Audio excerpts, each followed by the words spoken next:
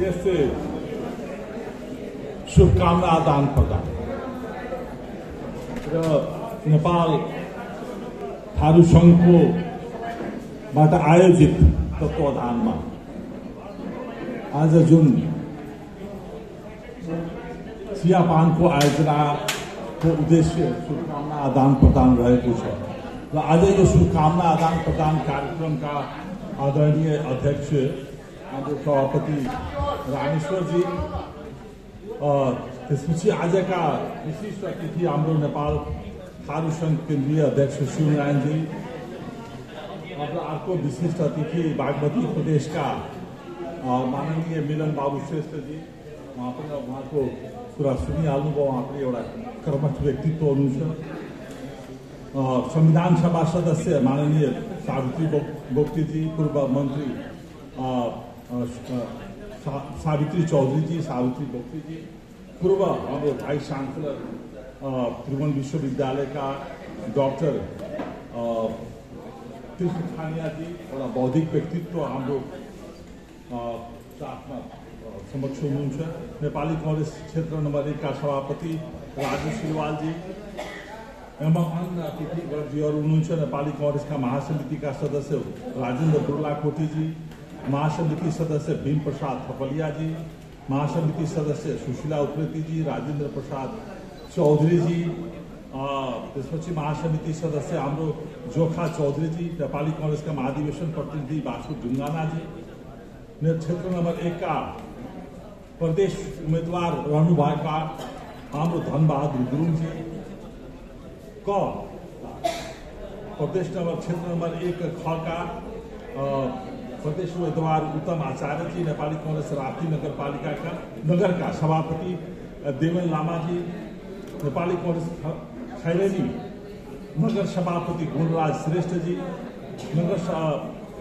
नेपाली कांग्रेस रत्ननगर नगर सभापति प्रहलाद सापकोटाजी, साबिक 2 नंबर क्षेत्र का पूर्व क्षेत्रीय सभापति कुमार साथीजी, पूर्व नगर सभापति शशि खानियाजी, थारू संघ जिला सभापति विश्वराम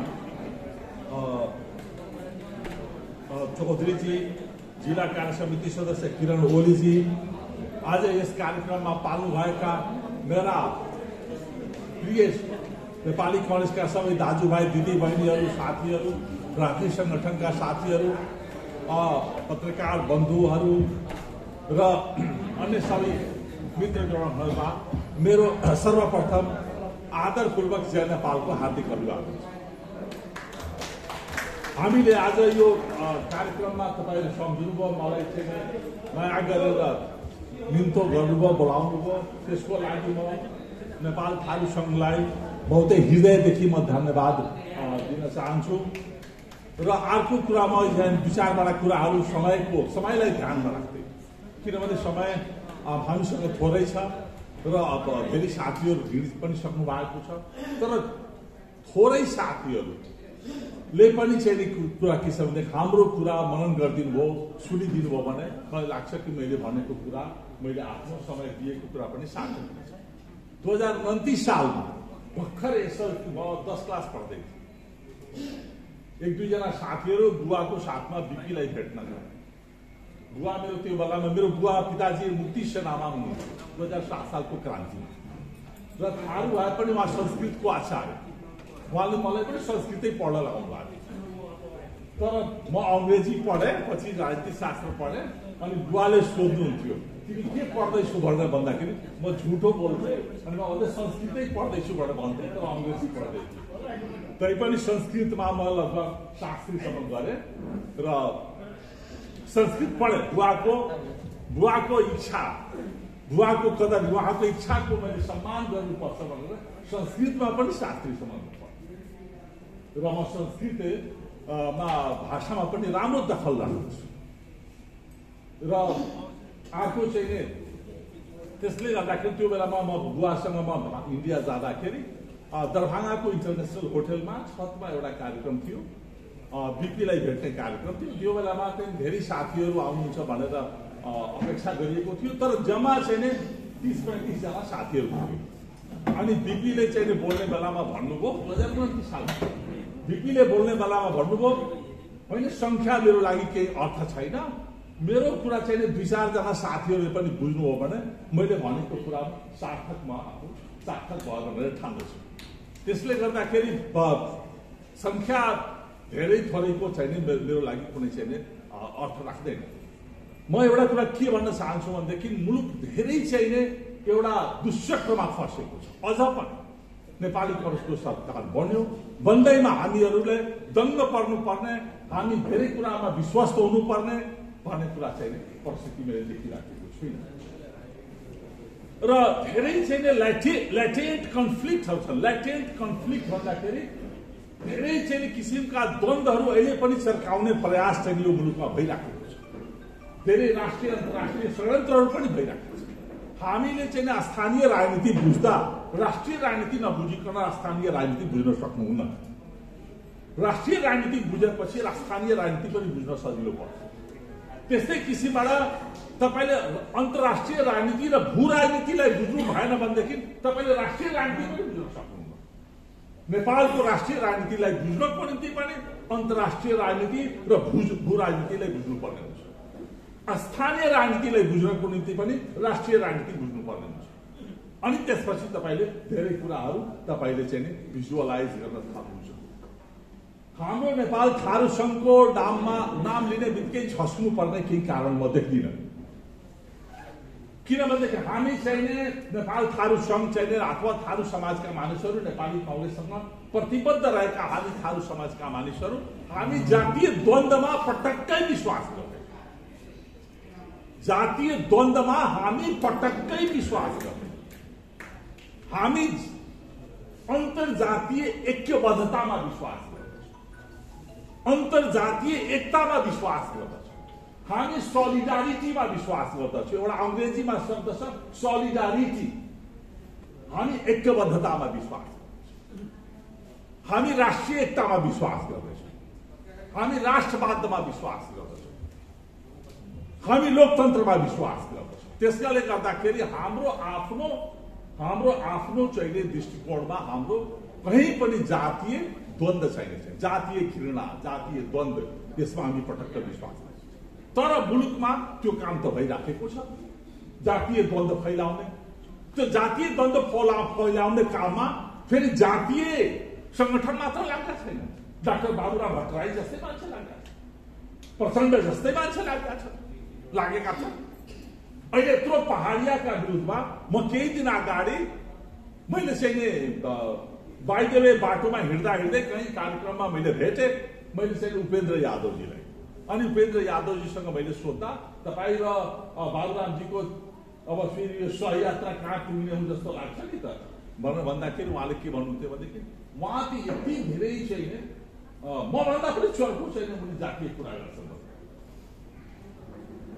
खसका विरुद्धमा जुन म कल्पना गर्दैन थिएँ त्यसको विरुद्धमा के मात्र यस्ता शब्दहरू प्रयोग गर्नुहुन्छ जुन डाक्टर बाबुराम भट्टराई।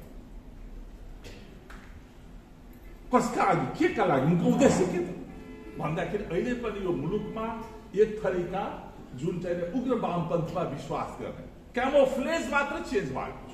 क्यामोफ्लेज भन्दाखेरि मुकुण्डो, यहाँ मुकुण्डो विभिन्न मुकुण्डो लगाएर विभिन्न किसिमका तत्त्वहरू नेपालको राजनीतिमा छन्। त त्यो क्यामोफ्लेज, त्यो मुकुण्डो कहिले समाजवादीको मुकुण्डो लगाउने, कहिले लोकतन्त्रको मुकुण्डो लगाउने, कहिले कम्युनिस्टको मुकुण्डो लगाउने, जे मुकुण्डो लगाउने, कहिले काहीँ राजावादी बनेर पनि आउने तर जातीय द्वन्द्वका कुरा, जातीय द्वन्द्व चर्काउन खोज्ने। अब अहिले चाहिँ यतिकै चाहिँ हामीले चाहिँ धान्न सकेका छैनौँ यो 8वटा प्रदेश। अब बाबुरामजीले चाहिँ 12वटा प्रदेशको कल्पना गर्नु, 7वटा अझ थप्ने कुरा गर्नुहुन्छ। अब अझ थप्ने कहाँबाट थप्ने? यही चाहिने तपाईँको चाहिने कुन नाइरेटिभ्समा, जुन चाहिने बहसमा यो चाहिने अहिलेको राजनीतिक प्रणाली जुन अहिले आएको छ त्यसैको बारेमा हामीले चाहिँ धेरै नै सघन बहस गर्नुपर्ने आवश्यकता मैले चाहिँ देखेको छु। अहिले यसैले चाहिँ धान्नको निम्ति तपाईले चाहिँ 17-18 खरब रुपैयाँ ऋण चाहिँ हाम्रो टाउकोमा आइसक्यो। अहिले तपाई 3 महिना भित्रमा तपाईले केपी शर्मा ओलीजीले करिब कति भनेदेखि तपाईको 800 तपाईको चाहिँ 837 अरब ऋण चाहिए यो 3 वर्ष भित्रमा लिनु। 837 अरब रुपैयाँ ऋण चाहिए लिएर यो चाहिँ संहिता धान्ने कुरा गरिरहेको। अरू पनि चाहिए तपाईको चाहिए अब यो 3 वटा राज्य त भयो, 3 वटा सरकारहरू त भयो, 3 वटा सरकारहरू धान्नको निम्ति जुन पोलिटिकल एक्सपर्ट अहिले विकास बजेट तपाई हेर्नु हो भनेदेखि विकास बजेट चाहिँ साँच्चै भन्नु भनेदेखि झर्दा त अहिले होइन तपाईको चाहिँ 10% 20% वा अहिले चाहिँ के छ भनेदेखि खर्च भइराखेको छ। त्यसको जतिसुकै भर्नु भए पनि बजेटरी एलोकेशन्स बजेट कति छ त्यसको अर्थ छैन, तर खर्च भन्ने कुरा चाहिँ 10% 15% भइरहेको छ। रेगुलर एक्सपेन्डिचर चाहिँ बढ्दै 70-80 मा गइसक्यो। त्यसले गर्दाखेरि अर्को चाहिँ जियो पोलिटिक्सको खेलहरू आफ्नै किसिमबाट भइरहेको छ। हामीले चाहिँ त्यस कारणले गर्दाखेरि अब रहेको कुरो के भनेदेखि हामी चाहिँ भन्दैछु नि, हामीले नगरे पनि हाम्रा जातीय संगठनहरू जुन छन् त्यो वर्गीय संगठनहरू त्योले त्यसले नगरे पनि अरूहरूले त त्यो खेल चाहिँ यो रूपमा गरिराखेका छन्। त्यसलाई हामी चाहिँ त्यो खेललाई पनि हामीले डेटर गर्नु परेको छ। प्रोफेसर खनियाजी त्यसलाई पनि डेटर गर्नु परेको छ। डेटरको मतलब हैन त्यसलाई पनि रोक्नको निम्ति पनि एउटा स्कुल अफ थट नेपाली कांग्रेसले दिनु पर्यो। एउटा स्कुल अफ थट आइडियोलोजीले नै हामी यति बसिराखेका छौँ। यो आइडियोलोजिकल फ्यामिली हो। मानव संविधानमा दुईटा किसिमको फ्यामिलीको परिकल्पना गर्छौँ। एउटा चाहिँ बायोलोजिकल फ्यामिली हो जसमा तपाईँको आफ्नो दाजुभाइ पढ्नुहुन्छ, तपाईँ पढ्नुहुन्छ, जस्तो तपाईँ पढ्नु आफ्नो संस्कृति पढ्नु, त्यो बायोलोजिकल फ्यामिली हो। तर तपाईँ हामी एउटै मञ्चमा एउटै सँगै हिँडिराखेका छौँ, त्यो आइडियोलोजिकल फ्यामिली हो। भन्दाखेरि यो एउटा आइडियोलोजिकल फ्यामिलीभित्र हामी बसेर सारा कुराहरू गरिराखेका छौँ। अर्को चाहिँ के छ भनेदेखि अब यहाँ जुन समाजलाई हामी डेड कम्युनिटी भन्छौँ, यो समाज त डेड कम्युनिटी हो। धेरै समाजहरू थियो नि, मगर समाज सेता मगुरालीको के हामी भन्छौँ समाजहरू, थारू समाज, थारूका छोरीहरू, थारूका छोरीहरू कति लाज मानेर बाहिर फतफत ननिस्किने, बाहिर कुरा नगर्ने, तर बन्दुक त हो, बन्दुक बोक्न लगाए, बन्दुकै बोकेर हिँडे भन्दाखेरि त त्यो एउटा चाहिने, त्यो एउटा इन्जिनियरिङ, त्यो एउटा चाहिने भइराखेको छ। त्यस कारणले त्यो 2007 सालतिर लेखिएको कविता एउटा चाहिँ गोपाल प्रसाद रिमालको कविता म कहिलेकाहीँ स्मरण गर्दछु कि एक युगमा एक दिन एकचोटि आउँदछ, उथल फेर ल्याउँदछ।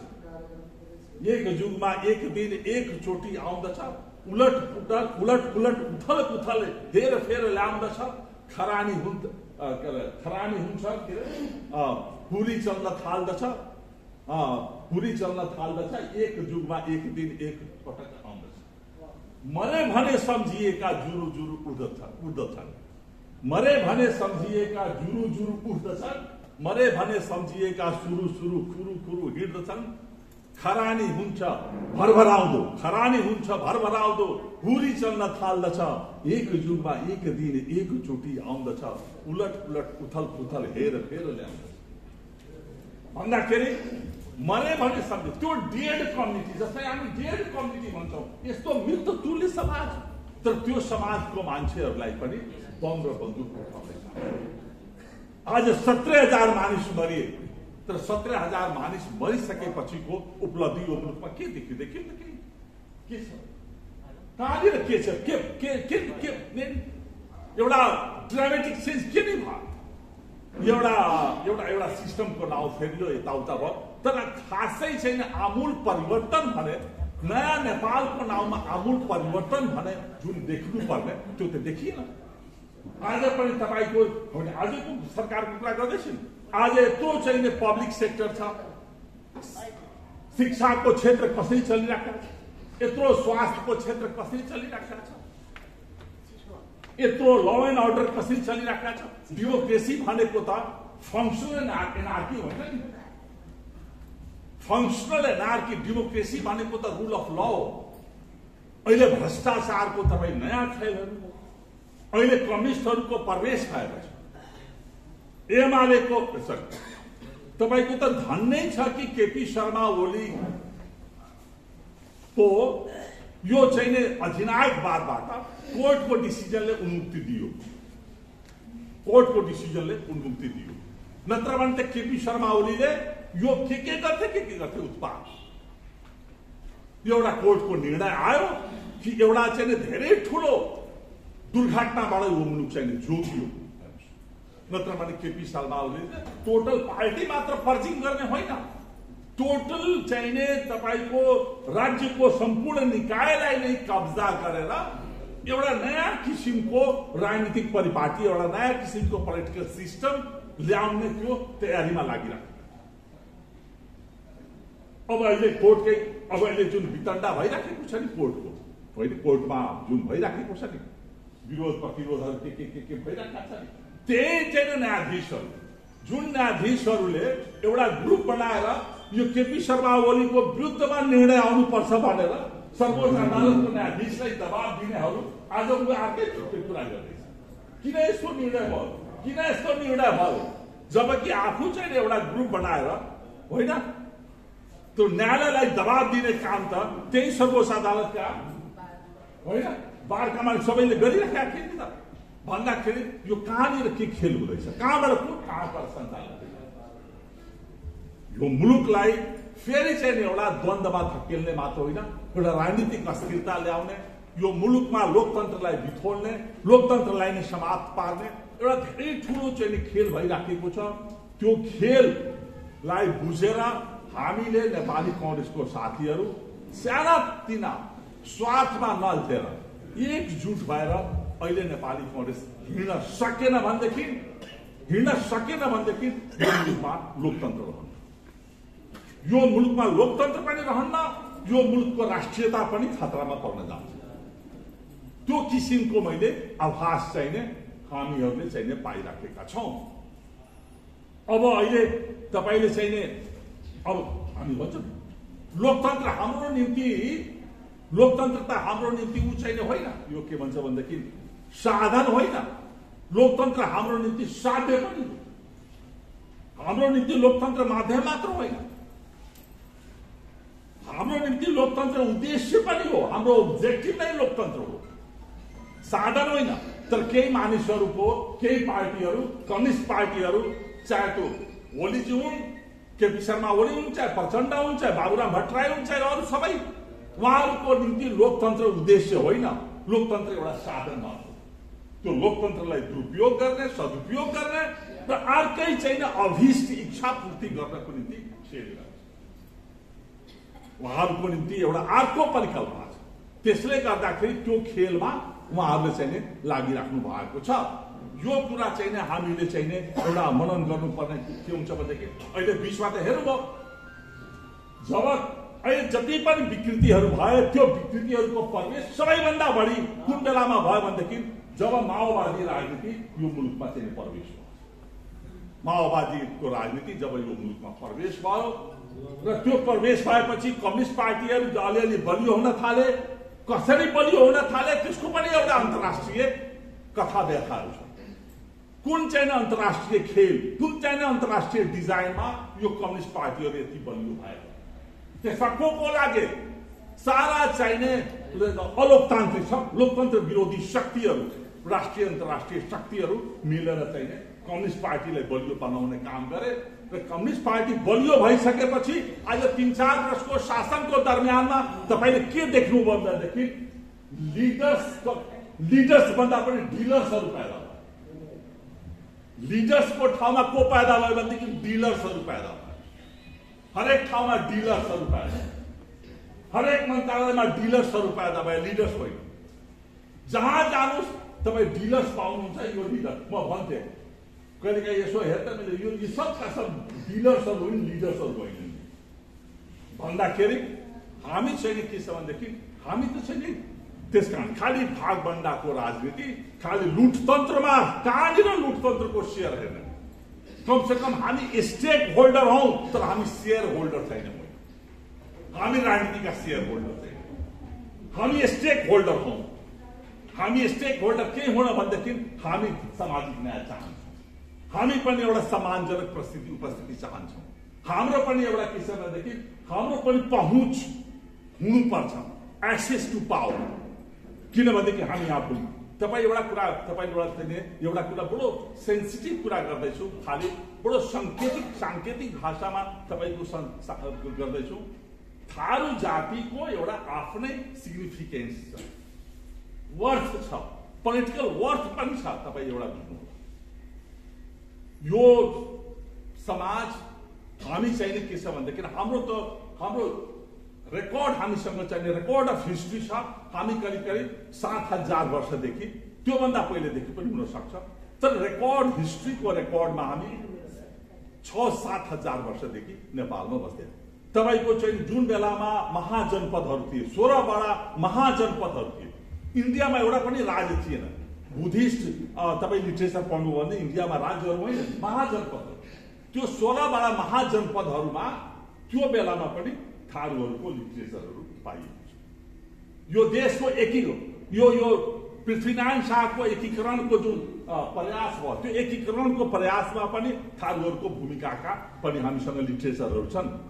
अंग्रेजसँग लडेको, जब अंग्रेज सेना आए, अंग्रेज सेनाको विरुद्धमा लड्दाखेरि पर्सागढीको लडाईँमा मेरो आफ्नै ग्रेट ग्रान्डफादर मारिनुभयो, त्रिपन चौधरी, त्यसपछि रञ्जित चौधरी, त्यसपछि भगोल राय थारू, त्यसपछि धेरै मानिसहरू करिब 16-17 जना मार्नुभयो। अहिले पनि हरेक वर्ष मेला लाग्छ पर्सागढीमा अहिले पनि मेला लाग्छ। त्यो एउटा त्यो शहीदको एउटा शहादत प्राप्त गरेको मान्छेहरूको नाममा, त्यो अंग्रेजसँगको लडाईँमा शहादत प्राप्त गरेको पनि पर्सागढी, त्यही पर्सागढीकै नाममा त्यो जिल्लाको नाम पर्सा भयो। त्यो एउटा चाहिँ हिन्दीमा चाहिँ एउटा कविता पनि छन्, लगेंगे हर वर्ष मेले शहीदों के मजार पर लगेंगे हर वर्ष मेले, वतन पे मरने वालों का आखिरी निशान यही होगा भनेर एउटा बडा मिठो चाहिने एउटा कविता छ। तपाईँको इकबालले लेखेको, लगेंगे हर वर्ष मेले शहीदों के मजार पर लगेंगे हर वर्ष मेले, वतन पे मरने वालों का आखिरी निशान यही होगा। त्यो मेला चाहिँ अहिले पनि वर्षेनी लाग्दैछ, भर्खर केही दिन चाहिँ अगाडि लागेको थियो। अर्को चाहिँ एउटा बडो सिग्निफिकेन्ट कुरा म के भन्दछु, म आफूलाई त म थारू भनेर ठान्दिनँ। म त चाहिँ म सबैप्रति मेरो समान चाहिँ मेरो हुन्छ। मलाई चाहिँ तराईमा मलाई चाहिँ यो चट्टान सिंह, तुफान सिंह, हनुमान सिंह भनाउँदा मानिसहरू जुन जन्मे, ज्वाला सिंह, क्वाला सिंह के जन्मे, उनीहरू उर्दी जारी गरेका थिए। सुरेन चौधरीले यस्तो टोपी लगाएर आयो भने हामी गोली मार्छौँ भनेर हिमाल पत्रिकाले कभरेज स्टोरी छापेको थियो। मेरो बारेमा कभरेज स्टोरी हिमाल पत्रिकाले छापेको थियो, उर्दी जारी गरेका थियो। यो टोपी, यस्तो टोपी लगाएर तराईमा आयो भने हामी गोली हान्छौँ भनेर। मलाई कति पटक फोन आयो, तुम ऐसा टोपी लगाकर मत आना, नहीं तो तुमको हम लोग गोली मार देंगे भन्दाखेरि हाम्रो चाहिँ एउटा आफ्नै किसिमको हाम्रो मधेस आन्दोलन, यो मधेस आन्दोलनमा पनि सबै मधेसी आन्दोलनकारीलाई म दोष दिन, सबै मधेसी आन्दोलनकारीमाथि म शंका गर्दिन, सबै मधेस आन्दोलनकारीमाथि म चाहिँ के छ भनेदेखि म आरोप लगाउँदैन। तर मधेस आन्दोलनभित्र एउटा यस्तो तत्त्व पनि सक्रिय थिए, यस्ता तत्त्वहरू पनि सक्रिय थिए जो मधेस आन्दोलनको दरमियानमा तराईका जिल्लाबाट पहाडियालाई खेद्ने काम गर्यो, पहाडियालाई खेद्ने काम गर्यो, टार्गेट गरेर घर जलाउने, गर्ने र धेरै पहाडिया समाजका मानिसहरू त्यो बेलामा तराईबाट सस्तो दाममा घरेडी जग्गाहरू बेचेर भागे। त्यो बेलामा तराईमा एउटै समाजका मानिस थिए, थारू समाजका मानिस, जसले भने हामी धरती पुत्र हौं, हामी राष्ट्रवादी हौं, हामी चाहिँ नेपाली हौं। कयो थारूमाथि आक्रमण भयो तर हामी त्यस्तो काम गर्न दिन्नौ। हामी पहाडियालाई खेद्ने काममा हामी साथ दिन्नौ। हामी पहाडिया हामी दाजुभाइ हौं, नेपाली हुन्, हाम्रो दाजुभाइ हुन्। उहाँहरूको विरुद्धमा कुनै पनि षड्यन्त्र हामी गर्न दिन्नौ, हामी हुन दिन्नौ भनेर तराईको जिल्लामा कम्प्लिटली पहाडी समाजको साथमा हाथोमालो गरेर उडेको समाज भनेको कोही छ भनेदेखि यही थारू समाज। त्यसले गर्दाखेरि थारू समाजको बारेमा एउटा यसको पनि एउटा छुट्टै सिग्निफिकेन्स छ र केही मानिसहरूलाई यो कुरामा रुच्दैनन् कुरा कि थारूहरू आफूलाई किन आफूले आदिवासी जनजाति यस्तो यस्तो भन्छन्, आफूलाई किन चाहिँ मधेसी भन्दैन, त्यसमा पनि आपत्ति जनाउनेहरू छ। तर थारूको आफ्नो छुट्टै एउटा विशिष्ट पहिचान छ। पहिचानको राजनीति गर्ने हो तर पहिचानको नाममा पहिचानको कुरा गर्ने हो। आइडेन्टिटी पोलिटिक्सको कुरा गर्दा त्यसलाई राजनीतिकरण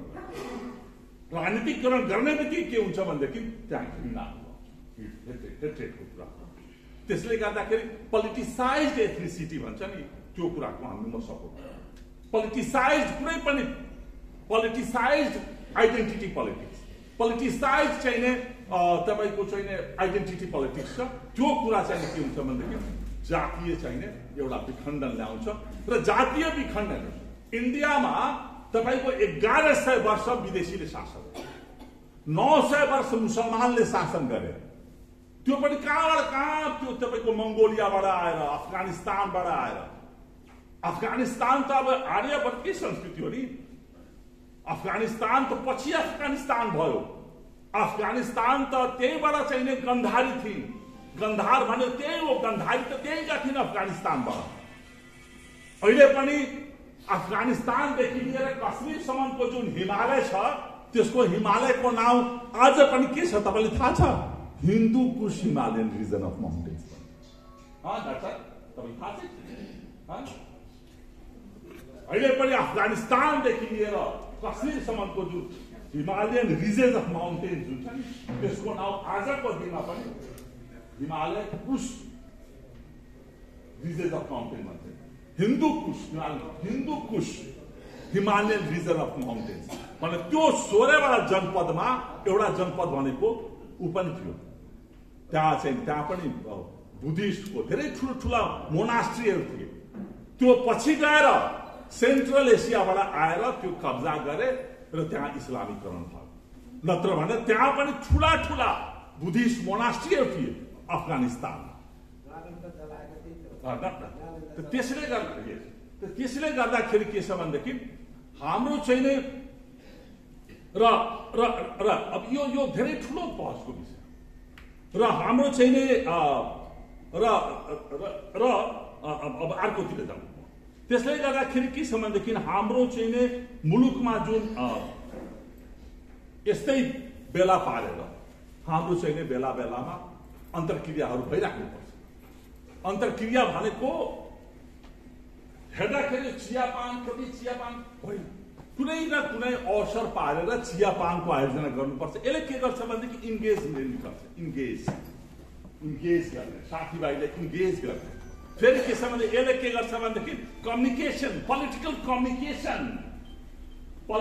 कम्युनिकेसन यो पनि धेरै महत्त्वपूर्ण हो। कम्युनिकेसन साथीहरूको बीचमा कम्युनिकेसन हुनुपर्छ, आदान प्रदान। जहाँ कम्युनिकेसन भएन त्यहाँनिर षड्यन्त्र हुन थाल्छ। जहाँ कम्युनिकेसन भएन त्यहाँनिर के छ भनेदेखि विखण्डनहरू हुन थाल्छ, मिसअन्डरस्ट्यान्डिङहरू हुन थाल्छ। त्यसले गर्दाखेरि कम्युनिकेसन, पोलिटिकल कम्युनिकेसन धेरै महत्त्वपूर्ण कुरा हो र यस्तो आयोजना बेला बेलामा गर्नुपर्छ जसले पोलिटिकल कम्युनिकेसनको चाहिने के छ भनेदेखि अवसरहरू दिन्दछ। अब अर्को के छ भनेदेखि इन्टेलेक्चुअल डिबेटको कुरा जुन छ नि, अब हामी कहाँ अहिले पनि छैन के छ भनेदेखि बुढाकोटीले भन्नुभयो, अरू साथीहरूले भन्नुभयो, हाम्रो चाहिँ के छ भनेदेखि नेपाली कांग्रेसको सभापतीय प्रणालीलाई किलाबन्दी गर्नको निम्ति धेरै किसिमको विधानमा व्यवस्था भयो। त्यो खाली के छ भनेदेखि किलाबन्दी गर्नको निम्ति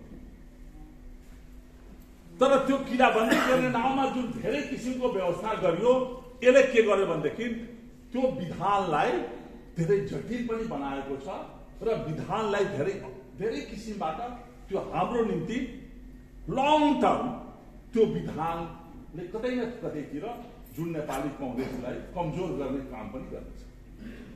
यो विधानमा धेरै किसिमका त्रुटिहरू छन्, समयमा त्यो त्रुटिहरूलाई हामीले चाहिँ सच्याउनु पर्छ। त्यो विधानमा जुन त्रुटिहरू जुन छ त्यो त्रुटिहरू चाहिँ हामीले समयमा सच्याउनु पर्छ र बहसहरू अहिले पनि जस्तो हाम्रो चाहिँ पोलिटिकल सिस्टम भयो, इलेक्सन भयो। डेमोक्रेसी भनेको त इलेक्सन मात्रै होइन नि त। डेमोक्रेसीको मतलब के? डेमोक्रेसीको मतलब इलेक्सन, इलेक्सन मात्र। इलेक्टोरल डेमोक्रेसी त डेमोक्रेसी होइन नि त। अब इलेक्टोरल, त्यसकारणले गर्दाखेरि हाम्रो अहिले चाहिँ नै कस्तो देखियो भनेदेखि आइडियोलोजिकल डिस्कसनहरू, आइडियोलोजिकल कुराहरू, स्कुल अफ थटको कुराहरू, बीपीले जुन आइडियोलोजी माने स्कुल अफ थट दिनुभयो, त्यो बीपीले दिएको स्कुल अफ थटको त्यही इनर्सियामा अहिलेसम्म चलिरहेको छ। नयाँ केही स्कुल अफ थट छैन पार्टीले दिन सक्दैन। नत्र आज हेर्नुहोस् न, आज यो पार्टी, अरे पार्टीको शक्ति कहीँ पनि छिड भएको छैन। पार्टीको शक्ति आफ्नै ठाउँमा छ।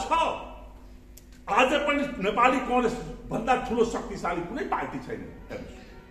त्यो एउटा उदाहरण के दिन्छु भनेदेखि अब चितवन एउटा उदाहरण मलाई याद आयो दिमागमा। त्यो के भन्छन् हाम्रो, अब चितवन त हात्तीको व्यवसाय भएको ठाउँ हो नि त। एउटा हाम्रो हामी कहाँ पनि एउटा उखान के छ भनेदेखि बसेको हात्ती पनि उभि राखिएको गधा भन्दा ठुलो हुन्छ के।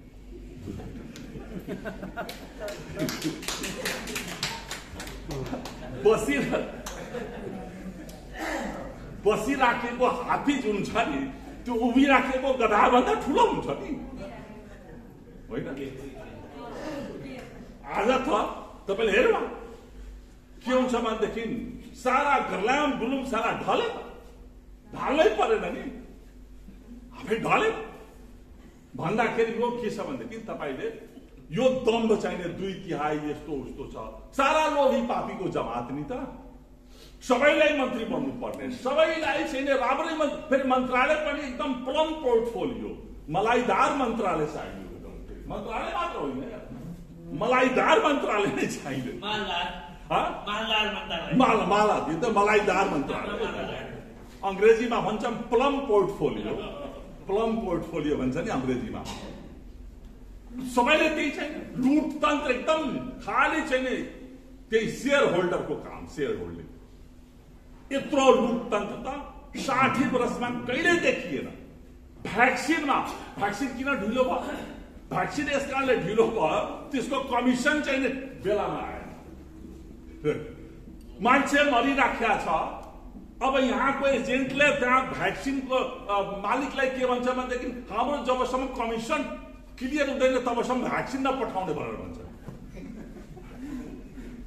नेपालसँग मतलब छैन, नेपालीसँग मतलब छैन। त्यसकारण कम्युनिस्टहरू नेपाल देशलाई माया गर्दैनन्, देशलाई कहीँ माया गर्दैनन्। नौटङ्कीबाज हुन्, विशुद्ध नौटङ्कीबाज हुन्। तपाईँ हेर्नु न, अमेरिकन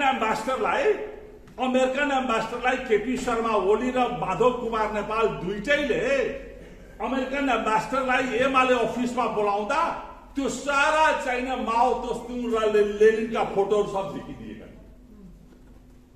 फेरि अमेरिकन एम्बेसडर जब फर्केर गए अनि सारा फोटो ल्याएर फेरि लगाए। यस्तो पनि नौटङ्कीबाजको पार्टी हुन्छ कि? यो त ठगहरूको पार्टी हो नि, त्यो ठगैहरूको पार्टी हो नि, होइन? भन्दाखेरि तपाईँ यिनीहरू न डेमोक्रेट हुन्, निदर डेमोक्रेट हुन्, न यिनीहरू सोशलिस्ट हुन्। आज पनि 17,000 मानिस मारिसकिए। अब 17,000 मानिस मरिसकेपछि अब यी सारा पार्टीमा एउटा होडबाजी लागेको छ। कसले आफ्नो पार्टीको पछाडि चाहिँ समाजवादीले, साराका सारा समाजवादी, एकीकृत समाजवादी, उपेन्द्र पनि समाजवादी, विशुद्ध चाहिँ के छ भनेदेखि नस्लवादी राजनीति गर्ने मान्छे त्यो पनि समाजवादी, बाबुराम भट्टराई समाजवादी। अब माधव कुमार नेपाल समाजवादी, अब केपी शर्मा ओली समाजवादी, प्रचण्ड समाज, सबका समाज अब समाजवादकै कुरा गर्ने हो भनेदेखि त बीपीले 1947 मा समाजवादको परिकल्पना गर्नुभयो र नेपाली कांग्रेसको सिद्धान्त लोकतान्त्रिक समाजवाद हो भनेर उहाँ लाग्नु र एसियाको फर्स्ट सोशलिस्ट कन्फरेन्स बर्मामा भयो 1942 मा। त्यसमा बीपी गराउनु आङ सान सुचीको फादर र त्यो कन्फरेन्स इटलीले एटेन्ड गरेका थिए, बर्नार्ड शाले एटेन्ड गरेका थिए, मिनो मिन्चमासले एटेन्ड गरेका थिए, जयप्रकाश नारायणले एटेन्ड गरेका थिए, ब्राह्मणो रोयाले एटेन्ड गरेका थिए। इटली इंग्लैंडका प्राइम मिनिस्टर इटली त्यो बेलामा सोशलिस्ट लेबर पार्टीका नेता इटली त्यो 1942 मा समाजवादी फर्स्ट चाहिने एसियन कन्फरेन्स कसले गरायो भनेदेखि बीपी कोइराला र त्यो बेलादेखि नेपाली कांग्रेसको सिद्धान्त समाजवाद हो, लोकतान्त्रिक समाजवादबाट चल्नुपर्छ भनेर आज चाहिँ साराका अब अहिले आएर यत्रो 17,000 मान्छे मरिसकेपछि पुँजीवादका कुरा गर्दैछन् भन्दाखेरि यत्रो मान्छे के को लागि मारियो? आज त सबै कुरा प्रश्न भइसक्यो। सारा घरका मानिसहरूलाई चाहिँ जागिरमा लगाउनु पर्ने, सबै घरका मानिसलाई चाहिँ प्रियदेखि लिएर सारा राजनीतिक नियुक्ति आफ्ना छोरा छोरी ज्वाइँ भाइ भतिजो भरदार दाजुभाइ सारालाई घर परिवारका मान्छेलाई लगाउनु पर्ने त हेरेको भएको छ नि। सारा का सारा चाहिँ 30 करोड 40 करोड 50 करोडको घरमा बस्नु पर्ने। म त कयौं पटक म त युएनमा पनि काम गरेँ। म युएनमा पनि 1991 मा म युएनमा म हुँदाखेरि धेरै ठाउँमा मैले घुमेँ। अहिले पनि सोशलिस्ट इन्टरनेसनलको एउटा नेटवर्क छ, SOCDEM social democracy in Asia, त्यसको नेपालको च्याप्टरको म हेड हो र एसिया पेसिफिक कमिटीमा म छु। 1991 मा फर्स्ट एसिया पेसिफिक कन्फरेन्स जुन भएको थियो, कृष्ण प्रसाद भट्टराईजीको नेतृत्वमा जुन डेलिगेसन गयो त्यो डेलिगेसनको म मेम्बर पनि थिएँ। शैलजाचार्यजी हुनुहुन्थ्यो, प्रदीपजी हुनुहुन्थ्यो र म थिएँ र कृष्ण प्रसाद भट्टराईजी लिडर अफ द डेलिगेसन हुन्थ्यो। त्यो बेलादेखि त्यो संस्थामा लागेको मान्छे म अहिले पनि। र अहिले चाहिँ नि हेर्दाखेरि के छ भनेदेखि डेनमार्क जानु, हाम्रो रोल मोडल भनेको इन्डिया होइन, हाम्रो रोल मोडल भनेको यो मुलुक होइन, कनाडा यो होइन। हाम्रो रोल मोडल भनेको त डेनमार्क हो, स्विडेन हो, फिनल्यान्ड हो, नर्वे, स्क्यान्डिनेभियन कन्ट्रिज हाम्रो रोल मोडल। त्यहाँ जानुहोस्, सानो मुलुक भए पनि कोही गरिब छैनन्, कोही मान्छे दुखी छैनन्। एक क्लासदेखि लिएर तपाईको मेडिकल एजुकेसन, इन्जिनियरिङको एजुकेसन सारा फ्री छ, कहीँ भ्रष्टाचार हुँदैन, क्राइम जीरो क्राइम छ। त्यो मुलुक हाम्रो रोल मोडल, त्यो मुलुक बन्न सक्छ। मैले डेनमार्क, स्विडेन, फिनल्यान्ड, नर्वे जाँदाखेरि मलाई के लाग्छ, they are the happiest people on the earth under the sun. यो धरतीमाथिको सबैभन्दा खुसी अनि सुखी मान्छे कोही छन् यही भन्दाखेरि त्यो सोशल डेमोक्रेसी, सोशल डेमोक्रेटिक सोशलिस्टहरू र सारा कम्युनिस्ट पार्टीलाई समाप्त पारेर सोशल डेमोक्रेटिक सोशलिजमको आधारमा शासन चलाएका अर्थव्यवस्थाहरू डेनमार्क, स्विडेन, फिनल्यान्ड, नर्वे हाम्रो रोल मोडल। त्यस्तो इकोनोमी, त्यस्तो परिकल्पना हामीले गर्नुपर्छ जहाँ प्रत्येक मानिस, कोही मानिस गरिब नरहनु। हाम्रो फ्रिडमको कुरा गर्छ। हाम्रो चाहिँ नि के छ भनेदेखि डेमोक्रेटिक सोशलिजममा हामी फ्रिडमको कुरा गर्छौँ। फ्रिडम भनेको बोल्ने स्वतन्त्रता होइन, फ्रिडम भनेको हाम्रो बोल्ने भने फ्रिडम अफ स्पिचको कुरा गर्छ। त्यो सेकेन्ड जेनेरेसनको कुरा हो, जुन एउटा ह्युमन राइट्स मुभमेन्ट अहिले थर्ड जेनेरेसनमा आइसक्यो। अहिले थर्ड जेनेरेसनको ह्युमन राइट्स मुभमेन्ट चल्दैछ। फर्स्ट जेनेरेसनको मुभमेन्ट थियो इक्वालिटी अफ अपर्च्युनिटी। सेकेन्ड जेनेरेसनमा आयो राइट टु लाइफ, बाँच्ने अधिकार छ। मलाई मेरो जिन्दगी आफ्नो इच्छा अनुसार बाँच्ने अधिकार छ। I can exercise my right to live on my terms and conditions, the way I like. म आफ्नो टर्म्स एन्ड कन्डिसन्समा म बाँच्न चाहन्छु। त्यो अधिकार कसैले हरण गर्न सक्दैन। त्यो सेकेन्ड जेनेरेसन। अहिले थर्ड जेनेरेसनमा के आयो भनेदेखि freedom for fear, freedom from fear, freedom from want. कसै मानिसलाई कुनै कुराको अभाव नहोस्. Freedom from fear, freedom from want. कुनै मानिसलाई कुनै कुराको अभाव नहोस् र कुनै पनि मानिस भयमा नबाचुन्, भयमुक्त भएर बाँचुन्. यो दुईटा हाम्रो सबैभन्दा ठुलो agenda. Freedom from fear, freedom from want. त्यसको लागि हामी राजनीति गरिरहेका हौँ. यो सानो अब अहिले त्यो चाहिँ एउटा हाम्रो नेताहरू पनि दिग्भ्रमित भएका छन्. ठुलो घर बनाउँदैमा ठुलो नेता हुने, ठुलो गाडी चढ्दैमा ठुलो नेता हुने, त्यो सबै कुरो यो पनि होइन. अहिले त तपाईँ मोटरसाइकल चढेर जानुभयो भने ओहो यो त फुच्चे नेता आयो भनेर भन्छन्. तपाईँ स्कर्पियो चढेर जानुभयो भने ओहो यो बल्ल ठुलो नेता आयो. अब यो त तपाईँ कहाँ त छैन होला हाम्रो तराईमा भन्छ. अब कहिलेकाहीँ मोटरसाइकल चढेर जान्छु अनि कहिलेकाहीँ मोटरसाइकल चढेर जान्छु अनि मेरो कार्यकर्ताहरूले भन्छन्, मेरो साथीहरूले, कार्यकर्ता नभनौँ अहिले शब्दमा, मेरो साथीहरूले के भन्छन्, मन्त्रीज्यू गाडीमा चढेर आउनु, मोटरसाइकलमा नचढेर आउनु. कस्ता भन्दाखेरि स्कर्पियो कल्चर राख्छ. म चाहिँ तपाईँले सिङ्गापुर जानुभयो भने तपाईँ एकपल्ट ली कुवानीको घरमा जानुहोस्. ली कुवानीको घरको अगाडि पछाडि दायाँ बायाँ तपाईँको 20 तले 25 तले 30 तले घर छन्. ली कुवानीको घर अहिले पनि बङ्गलो छ. जसले सिङ्गापुर बनायो त्यो मान्छेले पनि बङ्गलोमा बस्छन्. त्यो पनि उनको बाजेले बनाएको बङ्गलोमा बस्छन्. मैले गएँ त्यहाँ, मैले पनि लिक्वानीको घर यही हो. उसको बाजेको घरमा आफू बस्नुहुन्छ जसले सिङ्गापुर बनायो. अब हामी कहाँ के छ भने कसले कति महँगो गाडी चढ्ने त्यो ठुलो नेता, कसले कति धेरै ठुलो घरमा बस्ने त्यो ठुलो नेता. यो चाहिँ नि के छ भनेदेखि हाम्रो आइडियोलोजिकल डिबेट छैन. हाम्रो स्कुल अफ थट हाम्रो कहीँ हरायो, कहीँ के भयो बुझ्नु नि. म चाहिँ नि लास्ट टाइम डेनमार्कको सञ्जयलाई थाहा छ, मैले अस्ति लास्ट टाइम मैले डेनमार्क गएको थिएँ. अहिले हामी जुन नेटवर्कमा छ नि, अहिले चाहिँ नि डेनमार्कको जो पार्टीले जो शासनमा हुनुहुन्छ, नेपाली कङ्ग्रेसको sister organization social democratic party of Denmark, अहिलेको prime minister Mette Frederiksen Nepali कङ्ग्रेसको सिस्टर अर्गनाइजेसनमा हाम्रो नेटवर्कमा काम गर्ने महिला हुन् जो अहिले डेनमार्कको प्राइम मिनिस्टर हुनुहुन्छ. जेसिन्डा अहिले चाहिँ न्युजिल्यान्डको उसको निदरल्यान्ड्सको, उनी चाहिँ हाम्रो नेटवर्कमा काम गर्ने महिला हुन्, अहिले त्यहाँको प्राइम मिनिस्टर हुनुहुन्छ. तपाईँको के अरे उहाँको न्युजिल्यान्डको. म चाहिँ नि डेनमार्कमा जाँदा उहाँको मैले एउटा कार्यक्रममा मैले कङ्ग्रेसमा भाग लिन पाएँ, त्यो सोसलिस्टको कङ्ग्रेसमा. त्यो कङ्ग्रेसमा भाग लिन जाँदाखेरि डेनमार्कको मैले चाहिँ नि उसलाई भेटेँ, यो के भन्छ भनेदेखि अर्थमन्त्रीलाई, फाइनान्स मिनिस्टरलाई भेटेँ.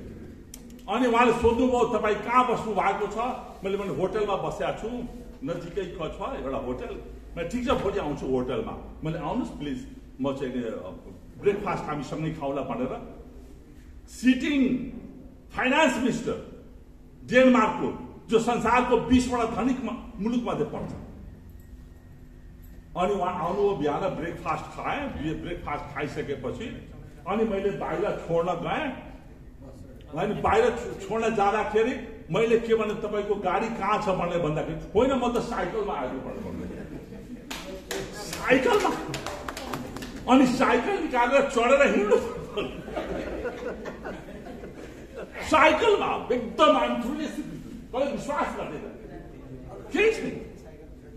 साइकलमा निकाल्नु चढेर हिँड्नु त्यहाँको फाइनान्स मिनिस्टर. अब यहाँ कत्रो हिपोक्रेसी छ, पाखण्ड हुन्छ. त्यसले गर्दाखेरि धेरै ठुलो आइडियोलोजिकल बहस डिबेटको आवश्यकता पार्टीभित्र बाहिर सबै ठाउँमा छ. हाम्रो चाहिँ नि त्यसले गर्दाखेरि अहिले यो मुलुक सबैभन्दा यो मुलुकलाई फाड्ने तत्त्वहरू यिनीहरू, यो कम्युनिस्टका, न यिनी डेमोक्रेट हुन् न यिनी सोसलिस्ट हुन्. यिनीहरू चाहिँ अधिनायकवादी हुन्, विशुद्ध अधिनायकवादी हुन्, पाखण्डीहरू. बुझ्नु नि तपाईँले. आफ्नो बाबुराम भट्टराईले आफ्नो बुवालाई लिएर 4 धाम जाने, यहाँ चाहिँ खोजी बाबुको टुपी काटेर जेल काट्ने. त्यो दिन नबिर्सुनुहोस् न तपाईँहरू.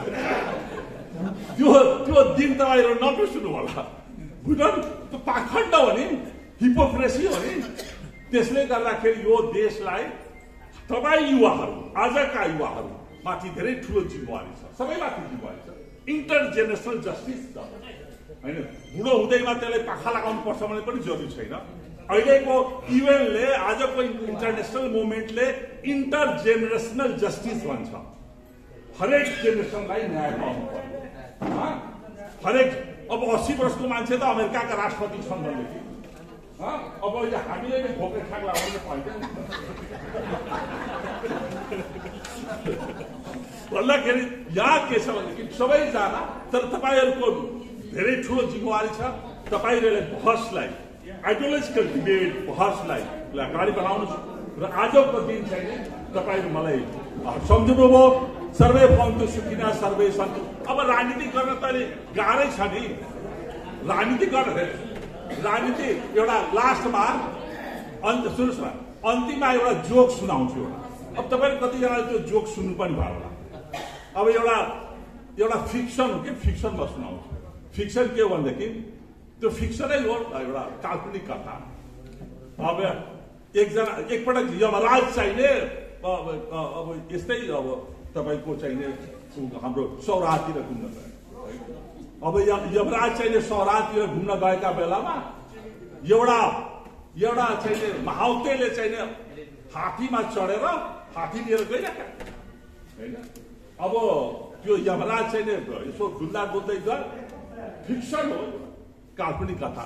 अनि यमराजले सोधेछन् त्यो हात्तीलाई, ए त्यो हात्ती तँलाई के माग्छ? यत्रो विशाल चाहिने तेरो जिउ, एउटा फुच्चे मान्छेले तँलाई त्यो काँधमा बसेर तँलाई पच्याइराखेको छ, यसलाई फालेर हिँड्नु पर्दैन? यत्रो विशाल जिउ छ, यो मान्छे त तिम्रो काँधमा बसेर तिमीले कज्याएर हिँडिराखेको छ, त्यसले फालेर हिँड्न भनेर यमराजले भन्छ। अनि त्यो हात्तीले के जवाब दिन्छ भनेदेखि, तिमी चाहिँ यमराज हौ, तिमी त यमलोकमा मरेको मान्छेमाथि शासन गर्न तिमीले जानेका छौ। तिमीलाई थाहा छ, मलाई कच्याउने मान्छे भनेको त जिउँदो मान्छे हो, मान्छेमाथि शासन गराउनु पर्ने थाहा पाउँछ मान्छे के हो।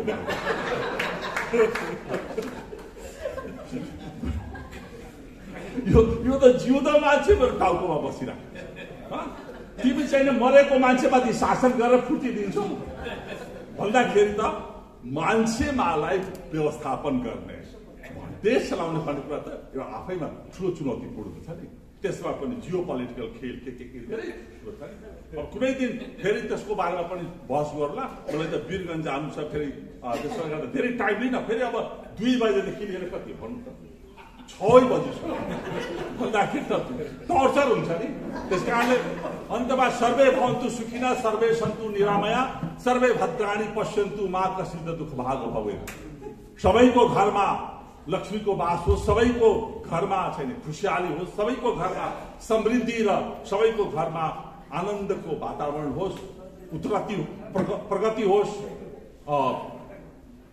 सुखमय जीवन व्यतीत होस्, आउने दिन अत्यन्त सुखप्रद होस्। यही शुभकामना दिँदै, दीपावली तिहारको शुभकामना दिँदै म आफ्नो मन्तव्य यही टुङ्गाउँछु। धन्यवाद। जय नेपाल।